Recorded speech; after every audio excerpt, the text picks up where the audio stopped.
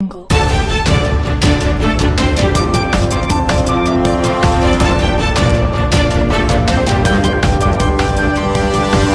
Audio Jungle.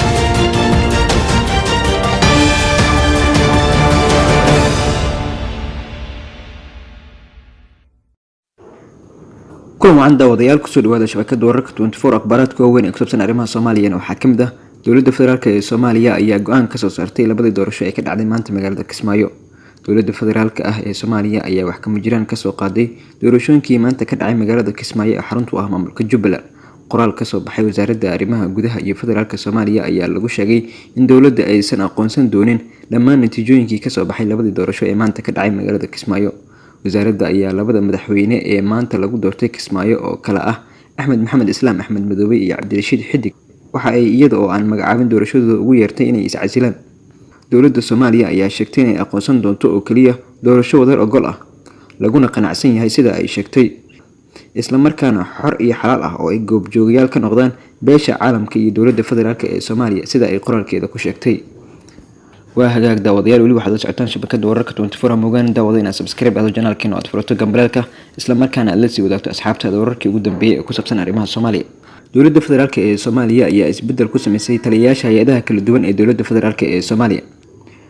Shirka golaha wasiirada oo maanta uu gudoomiyay ra'iisul wasaaraha xukuumadda federaalka ee Soomaaliya Xasan Cali Kheyre ayaa lagu magacaabay taliyayaasha ciidamada difaaca, nabad sugidda, booliiska iyo asluubta Soomaaliya. Golaha wasiirada oo ka jawaabaya soo jeedintii wasaaradaha difaaca, amniga gudaha iyo cadaaladda ayaa cod aqlabiyad la ku meelmariyay magacaabista taliyayaasha ciidankan. Fahad Yaasiin Xaaji Daahir ayaa si rasmi ah loogu magacaabay taliyaha hay'adda nabad sugidda iyo sirdoonka qaranka Soomaaliya ee NISA.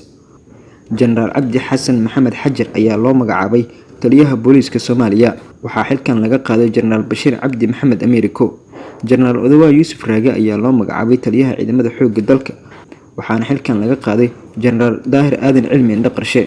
Jenaraal Mahad Cabdiraxmaan Aadan ayaa loo magacaabay taliyaha ciidamada asluubta Soomaaliya. waxaana xilkan laga qaaday Jenaraal Bashiir Maxamed Jaamac Bashiir Goobe.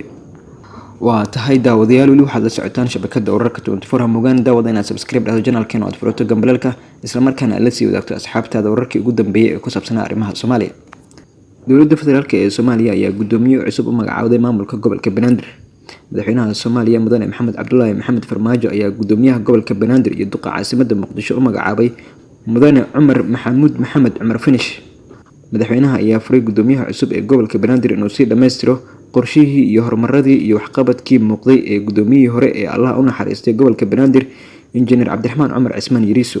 madaxweyne Farmaajo ayaa u rajeeyay gudoomiyaha cusub ee gobolka Banaadir ahna duqa magaalada Muqdisho inuu eebo u fududeeyo mas'uuliyadda cusub ee loo igmaday, isagoona kula dardaarmay in uu si hufnaan oo daacadnimo ugu shaqeeyo dhammaan shacabka ku nool gobolka Banaadir.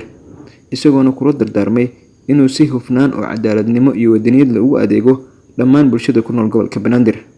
xeerkan madaxweynaha ee lagu magacaabay gudoomiyaha cusub ee gobolka Banaadir ahna duqa magaalada Muqdisho ayaa ku dhaqan galaya saxiixa madaxweynaha oo maanta ay taariikhdu ku beegan tahay 22 bisha Agoosto ee 2019.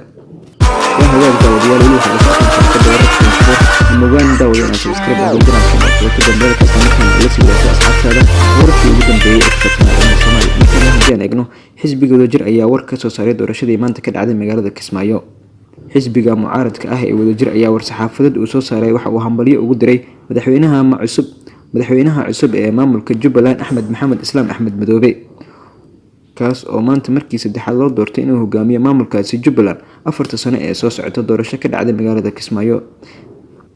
xisbiga ayaa war saxaafadeedkiisa ku dhaliilay dowladda federaalka ee Soomaaliya oo uu sheegay inay ku hawlan tahay burburinta nidaamka federaalka ah.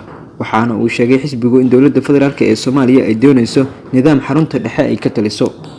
sidoo kale wuxuu sheegay xisbigu inay lama huraan tahay wada shaqeynta dowladda dhexe iyo maamul goboleedyada dalka kuwaas oo xubno ka ah dowladda federaalka ee Soomaaliya si loogu guuleysto la dagaalanka argagixisada iyo sidoo kale dhinacyada diyaarinta doorashada 2020 ilaa 2021 dhismaha ciidanka qaranka oo ay AMISOM kala wareegaan ammaanka dalka ayaa iyaduna waxa ay tilmaameen xisbigu inay tahay door muhiim ah oo la doonayo inay dowladdu gaarto.